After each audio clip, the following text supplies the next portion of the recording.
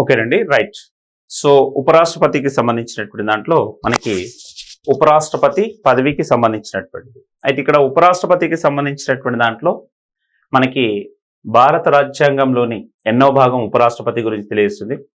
అదేవిధంగా ఉపరాష్ట్రపతి పదవికి సంబంధించినటువంటి దాంట్లో ఏ ఆర్టికల్స్ ఉపరాష్ట్రపతి పదవి గురించి తెలియజేస్తాయి. నెక్స్ట్ ఉపరాష్ట్రపతి అనేటువంటి పదవిని ఎక్కడి నుంచి గ్రహించాం, వాటికి సంబంధించినటువంటి నిర్మాణం ఏంటి, వాటికి సంబంధించిన అంశాల గురించి ఈ క్లాస్లో డిస్కషన్ చేద్దామండి. సో మనకి ఉపరాష్ట్రపతికి సంబంధించినటువంటి దాంట్లో మనకి ఉపరాష్ట్రపతి అంటున్నాం. ఉపరాష్ట్రపతి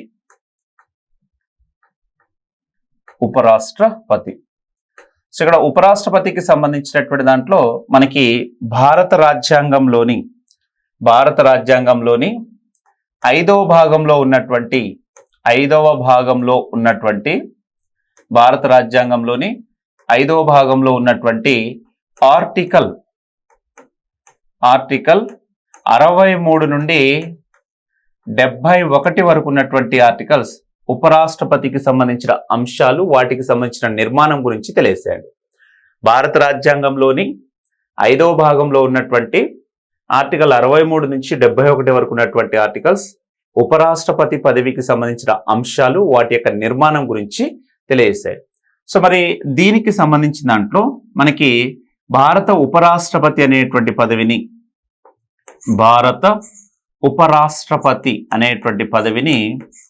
అమెరికా నుండి గ్రహించారండి. ఉపరాష్ట్రపతి అనేటువంటి పదవిని ఎక్కడి నుంచి గ్రహించారంటే అమెరికా నుండి గ్రహించారు.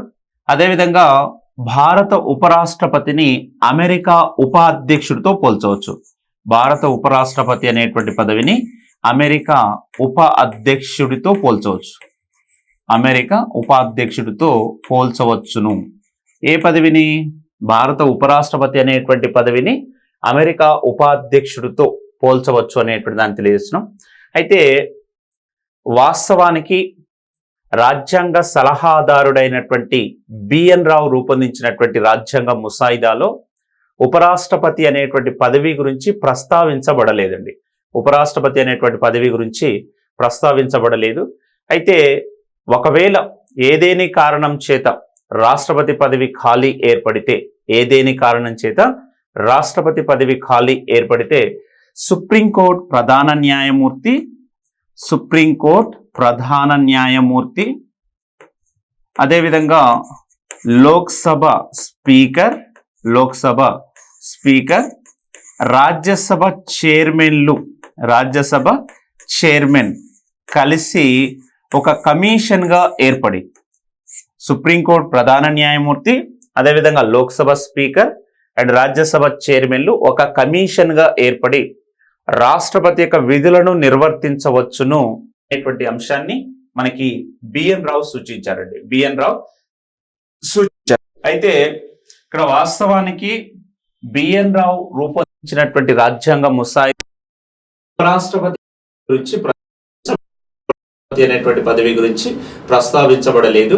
అయితే అతను సూచించినటువంటి ఒక అంశం ఏంటంటే, ఏదేని కారణం చేత రాష్ట్రపతి పదవి ఖాళీ ఏర్పడితే ప్రధాన న్యాయమూర్తి అదేవిధంగా లోక్సభ స్పీకర్ రాజ్యసభ కలిసి ఒక కమిషన్ రాష్ట్రపతి యొక్క విధించవచ్చు అనేటువంటి అంశాన్ని సూచించారు. అయితే అమెరికా రాజ్యాంగానికి ఆకర్షితులైనటువంటి హెచ్వి కామత్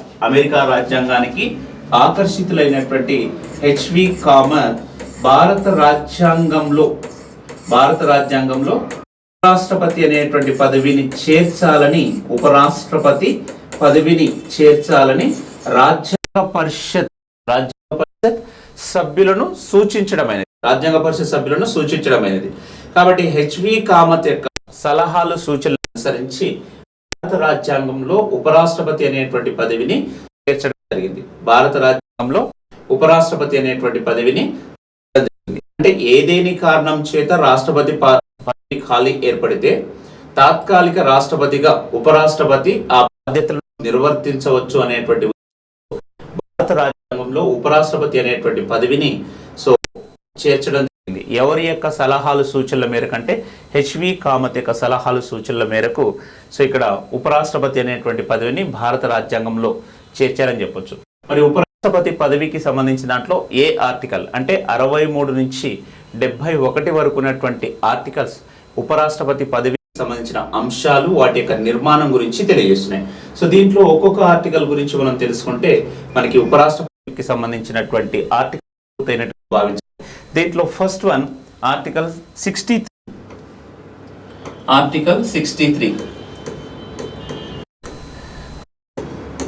సో ఆర్టికల్ 63 ప్రకారం భారతదేశానికి ఒక ఉపరాష్ట్రపతి ఉంటారు అని తెలియజేస్తుందండి. ఆర్టికల్ 63 ప్రకారం భారతదేశానికి ఒక ఉపరాష్ట్రపతి ఉంటారు, భారతదేశానికి ఒక ఉపరాష్ట్రపతి ఉంటారు అనేటువంటి దాన్ని తెలియజేస్తుంది. సో అంటే ఆర్టికల్ 63 ప్రకారం భారతదేశానికి ఒక ఉపరాష్ట్రపతి ఉంటారు అనేటువంటి అంశాన్ని ఏ ఆర్టికల్ తెలియజేస్తుంది అంటే ఆర్టికల్ 63. కాబట్టి ఆర్టికల్ 63 ప్రకారం భారతదేశానికి ఒక ఉపరాష్ట్రపతి ఉంటారు అనేటువంటి దాన్ని తెలియజేస్తుంది. సో ఇక్కడ ఉపరాష్ట్రపతి అనేటువంటి వ్యక్తి భారతదేశ ద్వితీయ పౌరుడు అండి, భారతదేశ ద్వితీయ పౌరుడు. ఉపరాష్ట్రపతి అనేటువంటి వ్యక్తి భారతదేశ ద్వితీయ పౌరుడు. భారతదేశ ప్రథమ పౌరుడు ఎవరంటే రాష్ట్రపతి అని చెప్తాం.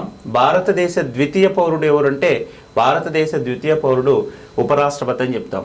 సో అదేవిధంగా మరి ఆర్టికల్ 64 సో ఆర్టికల్ 64 ఏం చెప్తుంది అనేటువంటిది కూడా ఇంపార్టెంట్. ఆర్టికల్ 64 సో ఆర్టికల్ 64 ప్రకారం ఉపరాష్ట్రపతి, ఆర్టికల్ 64 ప్రకారం భారత ఉపరాష్ట్రపతి అనేటువంటి వ్యక్తి ఎక్స్ అఫీషియో హోదాలో రాజ్యసభ చైర్మన్గా వ్యవహరిస్తారు, రాజ్యసభ చైర్మన్గా వ్యవహరిస్తారు. అంటే ఆర్టికల్ 64 ప్రకారం భారత ఉపరాష్ట్రపతి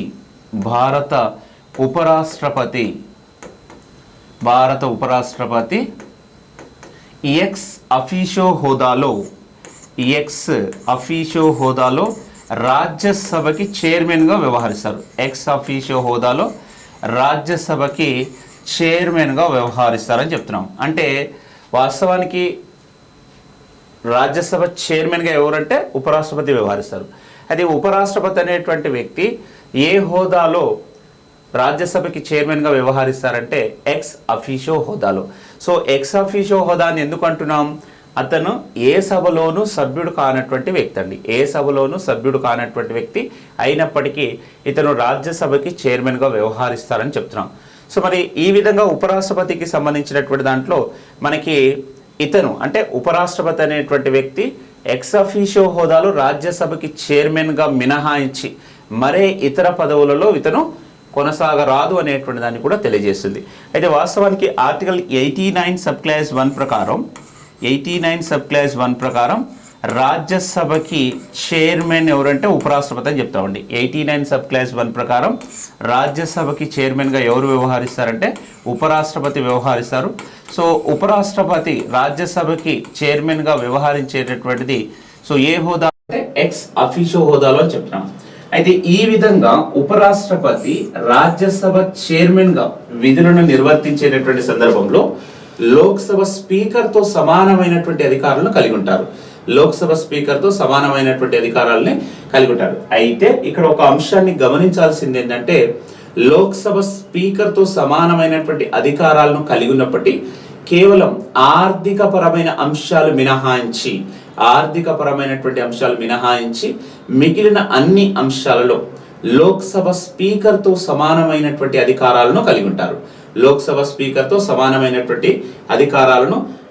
అంటే ఇక్కడ సాధారణంగా మనకి ఉపరాష్ట్రపతి అనేటువంటి వ్యక్తి రాజ్యసభకి ఎక్స్ అఫీషియో హోదాలో చైర్మన్గా వ్యవహరిస్తారంటాం.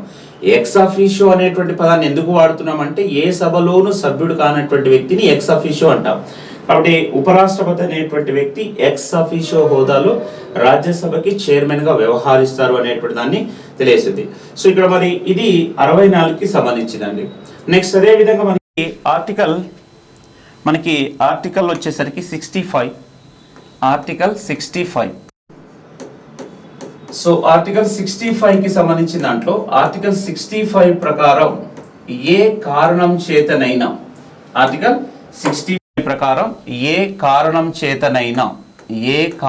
చేతనైనా రాష్ట్రపతి పదవి ఖాళీ ఏర్పడితే, ఏ కారణం చేతనైనా రాష్ట్రపతి పదవి ఖాళీ ఏర్పడితే ఉపరాష్ట్రపతి తాత్కాలిక రాష్ట్రపతిగా బాధ్యతలను నిర్వర్తిస్తారని తెలియజేస్తుంది. ఉపరాష్ట్రపతి తాత్కాలిక రాష్ట్రపతిగా బాధ్యతలను నిర్వర్తిస్తారని తెలియజేస్తుంది. ఏ ఆర్టికల్? 65వ ఆర్టికల్. సో ఇక్కడ ఏ కారణం చేతనైనా రాష్ట్రపతి పదవి ఖాళీ ఏర్పడితే అని చెప్పాం. రాష్ట్రపతి పదవి ఖాళీ ఏర్పడితే, రాష్ట్రపతి పదవి ఖాళీ ఏర్పడితే అంటున్నాం. అంటే ఖాళీ ఏ సందర్భంలో ఏర్పడవచ్చు? సో ఒకటి, రాష్ట్రపతిగా ఉన్నటువంటి వ్యక్తి అకాల మరణం చెందినట్లయితే, అకాల మరణం చెందినట్లయితే, రాష్ట్రపతిగా ఉన్నటువంటి వ్యక్తి అకాల మరణం చెందినప్పుడు. నెక్స్ట్ అదేవిధంగా రాష్ట్రపతిగా ఉన్నటువంటి వ్యక్తి రాజీనామా చేసినట్లయితే, రాజీనామా ఆమోదం పొందినప్పుడు, రాజీనామా ఆమోదం పొందినప్పుడు, ఆమోదం పొందినప్పుడు. నెక్స్ట్ అదేవిధంగా రాష్ట్రపతిని మహాభియోగ తీర్మానం ద్వారా తొలగించబడినప్పుడు, మహాభియోగ తీర్మానం ద్వారా తొలగించబడినప్పుడు, మహాభియోగ తీర్మానం ద్వారా తొలగించబడినప్పుడు, తొలగించబడినప్పుడు. నెక్స్ట్ రాష్ట్రపతి యొక్క ఎన్నిక చెల్లదని, రాష్ట్రపతి యొక్క ఎన్నిక, రాష్ట్రపతి యొక్క ఎన్నిక చెల్లదని సుప్రీంకోర్టు తీర్పు ఇచ్చినప్పుడు, రాష్ట్రపతి యొక్క ఎన్నిక చెల్లదని సుప్రీంకోర్టు తీర్పు ఇచ్చినటువంటి సందర్భంలో రాష్ట్రపతి పదవి ఖాళీ ఏర్పడితే ఉపరాష్ట్రపతి అనేటువంటి వ్యక్తి తాత్కాలిక రాష్ట్రపతిగా వ్యవహరించవచ్చును. అదేవిధంగా మరొక అంశాన్ని గమనించాల్సింది ఏంటంటే, ప్రస్తుతం పదవిలో కొనసాగుతున్నటువంటి రాష్ట్రపతి సో పదవీ బాధ్యతలను నిర్వర్తించలేనటువంటి సందర్భంలో, లేదా విదేశాలకు వెళ్ళినటువంటి సందర్భంలో, లేదా వ్యక్తిగత కారణాల వలన రాష్ట్రపతి తన విధులను నిర్వర్తించలేనటువంటి సందర్భంలో ఉపరాష్ట్రపతి అనేటువంటి వ్యక్తి రాష్ట్రపతిగా వ్యవహరించవచ్చు. సో ఉదాహరణ చూడొచ్చు, 1961లో నాటి రాష్ట్రపతిగా ఉన్నటువంటి బాబు రాజేంద్ర ప్రసాద్ ఆరోగ్యం బాగలేనటువంటి సందర్భంలో కొద్ది కాలం తన యొక్క విధులకు దూరంగా ఉన్నటువంటి సందర్భంలో నాటి ఉపరాష్ట్రపతిగా ఉన్నటువంటి సర్వేపల్లి రాధాకృష్ణన్ తాత్కాలిక బాధ్యతలు నిర్వర్తించారు.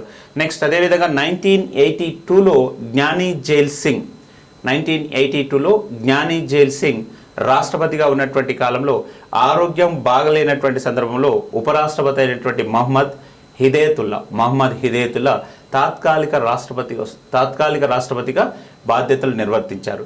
సో ఇలాంటి సందర్భంలో ఉపరాష్ట్రపతి అనేటువంటి వ్యక్తి తాత్కాలిక రాష్ట్రపతిగా వ్యవహరించవచ్చు అని చెప్తున్నాం. అయితే ఇక్కడ ఉదాహరణ మనం గమనించాల్సినటువంటి ఒక అంశం ఏంటంటే, సో ఏదేని కారణం చేత భారత రాష్ట్రపతి పదవి ఖాళీ ఏర్పడితే సో భారత ఉపరాష్ట్రపతి తాత్కాలిక రాష్ట్రపతిగా వ్యవహరిస్తారు. అదే అమెరికాకు సంబంధించినటువంటి దాంట్లో ఏదేని కారణం చేత అమెరికా అధ్యక్ష పదవి ఖాళీ ఏర్పడితే అమెరికా ఉపాధ్యక్షుడు శాశ్వత అధ్యక్షుడిగా వ్యవహరిస్తారండి, శాశ్వత అధ్యక్షుడిగా వ్యవహరిస్తారు. అంటే ఇక్కడ కంపేర్ ఎందుకు చేస్తున్నామంటే, సో భారత ఉపరాష్ట్రపతి అనేటువంటి పదవిని అమెరికా నుండి గ్రహించడం జరిగింది. అదేవిధంగా భారత ఉపరాష్ట్రపతి అనేటువంటి పదవిని దేంతో పోల్చడం అయిందంటే అమెరికా ఉపాధ్యక్ష పదవితో పోల్చడం జరిగింది. కానీ సో అమెరికాలో ఏదేని కారణం చేత అధ్యక్ష పదవి ఖాళీ ఏర్పడితే ఉప అధ్యక్షుడు శాశ్వత అధ్యక్షుడిగా వ్యవహరిస్తారు. కానీ భారతదేశంలో ఏదేని కారణం చేత రాష్ట్రపతి పదవి ఖాళీ ఏర్పడితే ఉపరాష్ట్రపతి తాత్కాలిక రాష్ట్రపతిగా వ్యవహరిస్తారని చెప్తున్నాం. సో ఇది ఇక్కడ మనకి ఉపరాష్ట్రపతి తాత్కాలిక రాష్ట్రపతిగా వ్యవహరించేటటువంటి సందర్భంలో రాజ్యసభ సమావేశాలకి అధ్యక్షత వహించరాదండి. ఉపరాష్ట్రపతి తాత్కాలిక రాష్ట్రపతిగా వ్యవహరించేటటువంటి సందర్భంలో రాజ్యసభకి చైర్మన్గా వ్యవహరించరాదు. అదేవిధంగా ఉపరాష్ట్రపతి తాత్కాలిక రాష్ట్రపతిగా పదవీ బాధ్యతలు నిర్వర్తిస్తున్నటువంటి సందర్భంలో అతనిపై తొలగింపు తీర్మానాన్ని అనగా అభిశంసన తీర్మానాన్ని ప్రవేశపెట్టరాదు. అండ్ అదేవిధంగా ఉపరాష్ట్రపతి అనేటువంటి వ్యక్తి తాత్కాలిక రాష్ట్రపతిగా విధులను నిర్వర్తించేటటువంటి సందర్భంలో వారికి చెల్లించేటటువంటి వేతనాలపై పార్లమెంట్ నిర్ణయాన్ని తీసుకుంటుంది. పార్లమెంట్ నిర్ణయాన్ని తీసుకుంటుంది. సో ఇది మనకి ఆర్టికల్ 65కి సంబంధించిందండి. ఆర్టికల్ 65కి సంబంధించింది. కాబట్టి ఆర్టికల్ 65 ఏం చెప్తుందంటే సింపుల్గా, సో ఏదేని కారణం చేత రాష్ట్రపతి పదవి ఖాళీ ఏర్పడితే ఉపరాష్ట్రపతి తాత్కాలిక రాష్ట్రపతిగా వ్యవహరిస్తారు అనేటువంటి దాన్ని తెలియజేస్తుంది. సో కారణాలు ఏంటి అన్నప్పుడు, సో ఈ క్రింది కారణాలు అంటే రాష్ట్రపతిగా ఉన్నటువంటి వ్యక్తి అకాల మరణాన్ని చెందినప్పుడు, అదేవిధంగా రాష్ట్రపతిగా ఉన్నటువంటి వ్యక్తి రాజీనామా చేసినట్లయితే రాజీనామా ఆమోదం పొందినప్పుడు, నెక్స్ట్ రాష్ట్రపతిపై మహాభియోగ తీర్మానాన్ని ప్రవేశపెట్టి మహాభియోగ తీర్మానం ద్వారా తొలగించబడినట్లయితే, అదేవిధంగా రాష్ట్రపతి యొక్క ఎన్నిక చెల్లదని సుప్రీంకోర్టు తీర్పు ఇచ్చినటువంటి సందర్భంలో రాష్ట్రపతి పదవి ఖాళీ ఏర్పడితే ఉపరాష్ట్రపతి తాత్కాలిక రాష్ట్రపతిగా వ్యవహరిస్తారని చెప్పొచ్చు. ఏ ఆర్టికల్ తెలియజేస్తుందంటే ఆర్టికల్ 65కి సంబంధించింది. కాబట్టి ఆర్టికల్ 65కి సంబంధించిన దాంట్లో ఈ అంశాలనే.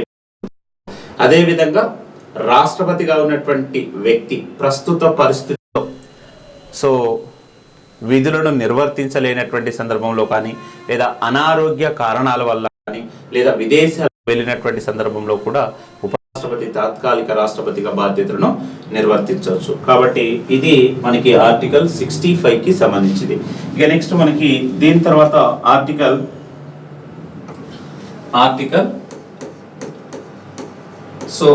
కి సంబంధించిన దాంట్లో ఆర్టికల్ 66 ఉపరాష్ట్రపతి యొక్క ఎన్నిక గురించి తెలియజేస్తుంది. ఆర్టికల్ 66 ఉపరాష్ట్రపతి యొక్క ఎన్నిక గురించి తెలియజేస్తుందండి. ఉపరాష్ట్రపతి యొక్క ఎన్నిక, ఉపరాష్ట్రపతి యొక్క ఎన్నిక గురించి తెలియజేస్తుంది. అంటే ఉపరాష్ట్రపతిని ఏ విధానంలో ఎన్నుకుంటాము, అదేవిధంగా ఉపరాష్ట్రపతికి సంబంధించిన ఎన్నిక విధానానికి సంబంధించిన అంశాలు ఏంటో చూద్దాం. అయితే భారత ఉపరాష్ట్రపతిని పార్లమెంట్ ఉభయ సభలలోని సభ్యులతో ఏర్పడినటువంటి ఎలక్టోరల్ కాలేజ్ సభ్యులు నైష్పత్తిక ప్రాతినిధ్య పద్ధతిలో ఏక ఓటు బదిలీ విధానం ద్వారా సో ఉపరాష్ట్రపతిని ఎన్నుకుంటారు. అంటే ఇక్కడ భారత ఉపరాష్ట్రపతిని ఎవరు ఎన్నుకుంటారని చెప్తున్నాం? ఎలక్టోరల్ కాలేజ్ సభ్యులు. భారత ఉపరాష్ట్రపతిని ఎవరు ఎన్నుకుంటారండి? ఎలక్టోరల్ కాలేజ్ సభ్యులు. భారత ఉపరాష్ట్రపతిని ఎలక్టోరల్ కాలేజ్ సభ్యులు అని చెప్తున్నాం. అంటే ఇక్కడ ఎలక్టోరల్ కాలేజ్ సభ్యులుగా ఎవరుంటారు? ఎలక్టోరల్ కాలేజ్ సభ్యులు అంటున్నాం. సో ఎలక్టోరల్ కాలేజీలో సభ్యులుగా ఎవరుంటారంటే ఉభయ సభలని, పార్లమెంట్లోని ఉభయ సభలతో కూడినటువంటి, ఉభయ సభలు అంటే పార్లమెంట్లోని ఉభయ సభలు అంటే ఎవరు? రాజ్యసభ మరియు లోక్సభ అండి. పార్లమెంట్లోని ఉభయ సభలలోని సభ్యులతో కూడినటువంటి ఎలక్టోరల్ కాలేజ్ సభ్యులు నైష్పత్తిక ప్రాతినిధ్య పద్ధతిలో, ఏ పద్ధతిలో అని చెప్తున్నాము? నైష్పత్తిక ప్రాతినిధ్య పద్ధతిలో ఏక ఓటు బదిలీ విధానం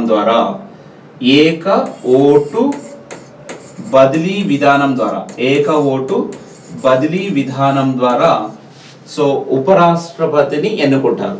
సో ఇక్కడ పార్లమెంట్లోని ఉభయ సభలు అంటున్నాం కాబట్టి ప్రస్తుతం లోక్సభకు సంబంధించినట్లు దాంట్లో ఎంతమంది సభ్యులు ఉన్నారంటే 543, రాజ్యసభకు సంబంధించినటువంటి దాంట్లో 245. సో మొత్తం కలిపితే ఎంతమంది? 8. సో 8. అదేవిధంగా మనకి 788 మంది ఉపరాష్ట్రపతికి సంబంధించిన ఎన్నికకు సంబంధించినటువంటి ఎలక్టోరల్ కాలేజీలో సభ్యులుగా ఉంటారండి. అంటే ఇక్కడ మరి ఉపరాష్ట్రపతికి సంబంధించినటువంటి ఎన్నికకు సంబంధించినటువంటి దాంట్లో మనకి పార్లమెంటు ఉభయ సభలతో కూడిన మొత్తం సభ్యులు, అంటే ఉభయ సభలతో కూడిన మొత్తం సభ్యులు అంటే ఎవరు? సో లోక్సభకు సంబంధించినటువంటి సభ్యులు, రాజ్యసభలో ఉన్నటువంటి మొత్తం సభ్యులు ఎలక్టోరల్ కాలేజీలో సభ్యత్వాన్ని కలిగి ఉంటారు. సో మరి ఈ విధానానికి సంబంధించినటువంటి దాంట్లో మనకి ఎలక్టోరల్ కాలేజీకి సంబంధించిన దాంట్లో సో ఇక్కడ ఆర్టికల్ 80 సబ్ క్లాస్ 3 ప్రకారం, ఆర్టికల్ 80 సబ్ క్లాస్ 3 ప్రకారం రాష్ట్రపతి రాజ్యసభకి రాష్ట్రపతి రాజ్యసభకి 4 రంగాలలో నిష్ణాతులైనటువంటి 12 మందిని నామినేట్ చేస్తారండి. 4 రంగాలలో నిష్ణాతులైనటువంటి 12 మందిని నామినేట్ చేస్తారు. 12 మందిని నామినేట్ చేస్తారు. సో ఈ 12 మందికి సంబంధించినటువంటి దాంట్లో మనకి ఉపరాష్ట్రపతి ఎన్నికల్లో ఓటు హక్కు కల్పించడం జరిగింది. అదే మనకి రాష్ట్రపతి ఎన్నికకు సంబంధించినటువంటి దాంట్లో ఈ నామినేటెడ్ సభ్యులుగా ఎవరైతే ఉంటారో వారికి ఓటు హక్కు లేదండి. కానీ ఉపరాష్ట్రపతికి సంబంధించిన ఎన్నికకు సంబంధించిన అంశంలో సో ఇక్కడ ఈ 12 మందికి కూడా ఎలక్టోరల్ కాలేజీలో సభ్యత్వాన్ని అంటే ఓటు హక్కును కల్పించడం జరిగింది. ఎన్ని రంగాల నుంచి అని చెప్తున్నాం? 4 రంగాలండి. కళలు, సాహిత్యం, అదేవిధంగా సైన్స్ అండ్ టెక్నాలజీ,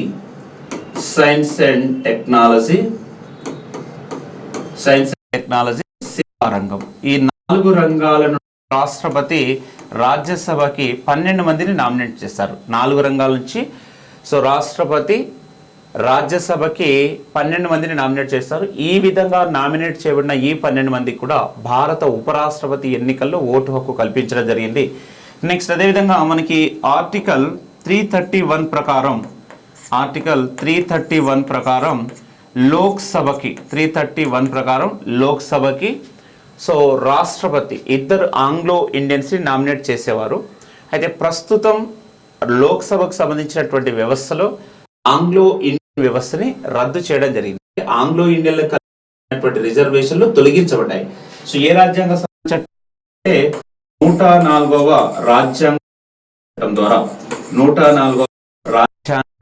చట్టం ద్వారా సో ఈ ఏదైతే ఆర్టికల్ 331 ఉందో అంటే ఆంగ్లో ఇండియన్ లోక్సభకి రాష్ట్రపతి 2 ఆంగ్లో ఇండియన్స్ ని నామినేట్ చేసే వ్యవస్థ ఉందో దాన్ని 104వ రాజ్యాంగ సవరణ చట్టం ద్వారా రద్దు చేయడం అనేది ప్రస్తుతం లోక్సభలో ఆంగ్లో ఇండియన్స్ అనేటువంటి వారు లేరండి. నెక్స్ట్ అదేవిధంగా మరి దీంతో పాటుగా మరి ఉపరాష్ట్రపతి ఎన్నికలకు సంబంధించిన దాంట్లో ఎవరికి ఓటు హక్కు కల్పించబడలేదంటే రాష్ట్రాలలోని విధానసభ సభ్యులకి ఉపరాష్ట్రపతి ఎన్నికల్లో ఓటు హక్కు కల్పించబడలేదు. ఉపరాష్ట్రపతి ఎన్నికల్లో రాష్ట్రాలలోని విధానసభ సభ్యులకి ఉపరాష్ట్రపతి ఎన్నికల్లో ఓటు హక్కు కల్పించబడలేదు. ఓటు హక్కుకు సంబంధించినటువంటి దాంట్లో మనకి కేవలం ఉపరాష్ట్రపతి ఎన్నికల్లో ఎవరికి